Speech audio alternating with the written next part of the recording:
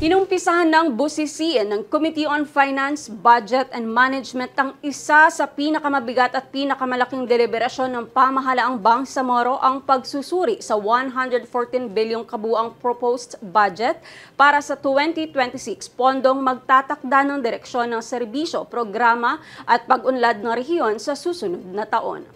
Sa unang araw pa lamang ng deliberasyon, isinalang na agad ang halos 4.96 bilyong pondo ng Office of the Chief Minister kasama ang mga touch agencies at special programs and projects. Kritikal ang pondong ito dahil dito nakaangkla ang malalaking programa sa governance, social development at peace efforts ng BARMM. Pinag-usapan din ang panukalang pondo ng iba pang ministries, 864 million para sa Ministry of Trade, Investment and Tourism, 2.15 billion para sa Ministry of Agriculture, Fisheries and Agrarian Reform, 878 million para sa Ministry of Environment, Natural Resources and Energy, 254 million para sa Ministry of Public Order and Safety, 91 million para sa Bangsamoro Attorney General's Office.